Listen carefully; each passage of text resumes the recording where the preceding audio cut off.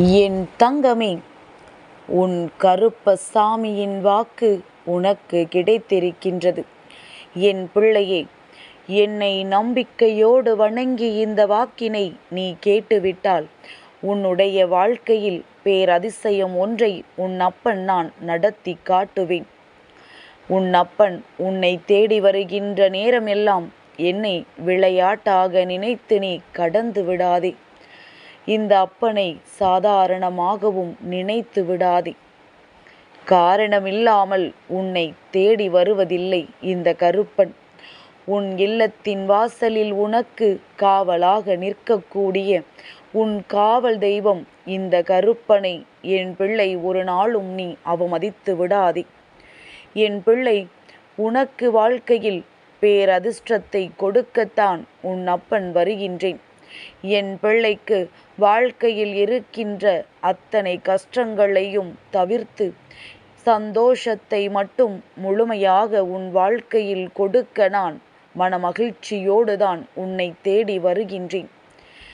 என் பிள்ளை, இந்த அப்பன் இருக்கும் வரை உன் வாழ்க்கையில் கஷ்டம் என்ற ஒன்று எப்பொழுதும் உனக்கு தொடர்ச்சியாக இருக்காது. எல்லோருக்கும் உள்ள கதைதான் உனக்கும். பிரச்சனைகளும் சோதனைகளும் வராமல் இருக்காது.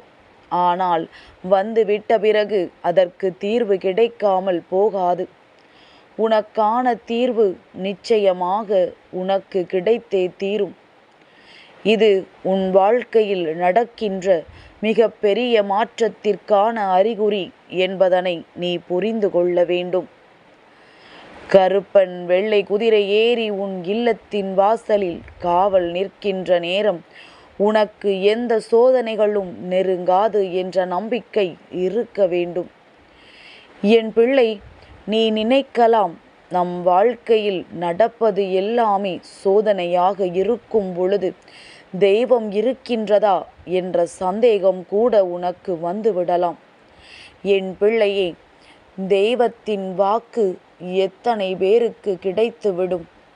உனக்கு அதிலும் குறிப்பாக இந்த கருப்பண்ணசாமியின் வாக்கு கிடைத்து கொண்டிருக்கின்றதல்லவா? அதுவே முதலில் உனக்கான மன நிறைவை கொடுக்க வேண்டும். யாரும் இல்லை என்கின்ற எண்ணம் உன் மனதிற்குள் ஒரு நாளும் வரக்கூடாது. நான் இருக்கும் வரை உன்னுடைய கஷ்டங்களுக்கெல்லாம் நிச்சயமாக உனக்கு நல்ல தீர்வை கொண்டு வந்து கொடுப்பேன் என்பதனை நீ மறந்து விடாதே. என் பிள்ளையே, எல்லா நேரத்திலும் நீ படுகின்ற வேதனைகள் எல்லாமே உன்னை வாழ்க்கையில் அதிகமாக பக்குவப்படுத்தி கொண்டிருக்கின்றது என்பதனை மறந்து விடாதே.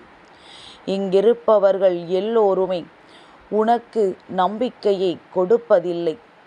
ஆனால் எல்லோரையுமே நீ நம்பலாம். ஆனால் அளவோடுதான் அவர்களோடு பழக வேண்டும். ஏனென்றால் இங்கு எல்லோருமே அவனினுடைய தேவைக்கு ஏற்ப மட்டும்தான் உன்னோடு பழகுகின்றார்கள். தேவை முடிந்தவுடன் உன்னை அவர்கள் கழற்றி விட்டு விடுகின்றார்கள். என் பிள்ளை, ஒன்றை மட்டும் தெளிவாக புரிந்து கொள். தன் நிலை உயர்ந்தாலும் சரி, தாழ்ந்தாலும் சரி, தன்னுடைய குணம் மாறாமல், தான் பழகிய விதம் மாறாமல் எவனொருவன் நடந்து கொள்கின்றானோ அவன்தான் சிறந்த மனிதன் என்று. என் பிள்ளையே, இது போன்ற ஒருவர் உன்னோடு இருந்து கொண்டிருந்தால் அதை விட பாக்கியம் உன் வாழ்க்கையில் உனக்கு வேறு எதுவும் இல்லை. உனக்கு உதவி செய்கின்றவர்களுக்கு ஒரு நாளும் துரோகம் செய்துவிடக்கூடாது. இன்றிருக்கின்ற மனிதர்கள் எல்லோருமே இதைத்தானே பெரிதாக செய்து கொண்டிருக்கின்றார்கள். குறிப்பாக மற்றவர்களுக்கு துரோகம் செய்வது ஒன்றே தன்னுடைய குறிக்கோளாக கொண்டிருக்கின்றார்கள். பாவத்திலும் மிக பெரிய பாவம். எங்கே சென்று புனித நீராடினாலும் இந்த பாவம் நீங்காது.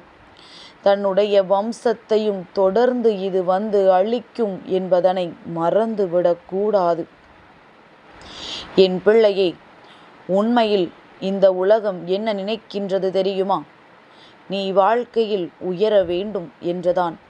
ஆனால் அவர்களை விட உயர்ந்து விடக்கூடாது என்பதில் மிகவும் தெளிவாக இருக்கின்றார்கள்.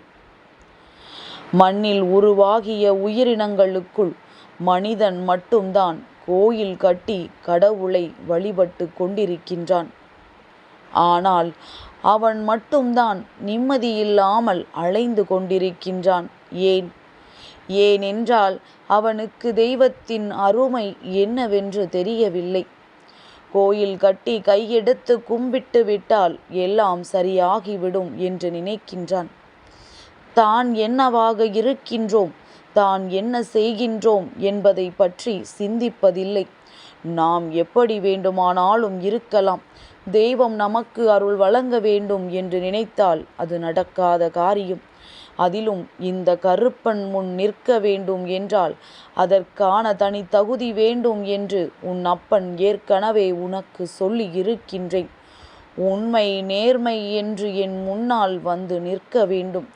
பொய் என்ற ஒன்றும் கள்ளம் கபடமும் எனக்கு அறவே ஆகாது என்பதனை புரிந்து கொள்ள வேண்டும். என் குழந்தையே, நீ இருக்கிறாய் என்று நம்பிக்கையில்தான் அப்பா நான் இருக்கிறேன் என்று என் பிள்ளை என்னை பார்த்து சொல்லும் பொழுதெல்லாம் இந்த அப்பனின் மனதிற்குள் தோன்றுகின்ற விஷயம் என்ன தெரியுமா? எப்படியும் இந்த பிள்ளையை நாம் கரை சேர்த்து விடுவோம் என்றுதான். உன்னை பார்த்து யாரொருவர் நான் இருக்கின்றேன், கவலைப்படாதே என்று சொல்கின்றார்களோ அவர்கள் வாழ்நாள் முழுவதும் உனக்கு கிடைத்திருக்கின்ற மிக பெரிய பொக்கிஷம். அந்த வரிசையில் உன் அப்பன் நானும் உனக்கு கிடைத்த மிக பெரிய பொக்கிஷம்தான் என்பதனை மறந்து விடாதே. என் பிள்ளையே, வாழ்ந்து காட்டுதல் என்பது வேறு, வாழ்க்கை என்பது வேறு. வாழ்ந்து காட்டுதல் என்பது உன்னுடைய விருப்பத்தின் பெயரில் நடக்கக்கூடியது. வாழ்ந்து காட்டுவதும் வாழாமல் போவதும் உன்னுடைய விருப்பம். இவர்கள் முன்னால் நான் நிலை பெற்று நிற்க வேண்டும் என்று நினைத்தால் மட்டும்தான் நீ வாழ வேண்டும். ஆனால் வாழ்க்கை என்பது கட்டுப்பாடுகள் நிறைந்தது. என் பிள்ளை, அதை கட்டாயமாக நீ அனுசரித்து சென்றுதான் ஆக வேண்டும். என் பிள்ளையே, நல்லது எப்பொழுதும் மெதுவாகத்தான் நடக்கும். கெட்ட விஷயம் உடனே நடந்துவிடும். அதனால் எதிலும் உனக்கு பொறுமை மிகவும் அவசியம். அவசரப்பட்டு கெட்ட விஷயத்தை நீ உனதாக்கி கொண்டு விடாதே. பொறுமையாக இருந்து கெட்ட விஷயத்தை கூட நல்ல விஷயமாக நீ மாற்றிவிட வேண்டும். நன்மை செய்து பழக்கப்பட்டவர்கள் ஒரு பொழுதும் தீமை செய்ய நினைத்தாலும் அவர்களால் செய்துவிட முடியாது. இப்படி உன் வாழ்க்கையில் நல்லதை நோக்கிய பயணமாக எப்பொழுதும் நீ செய்து கொண்டிருக்க வேண்டும். இந்த அப்பன் கருப்பன் உனக்கு துணையாக வருவான் என்பதனை மறந்துவிடக்கூடாது. என் குழந்தைக்கு இந்த கருப்பனின் ஆசீர்வாதங்கள் எப்பொழுதுமே முழுமையாக கிடைக்கும்.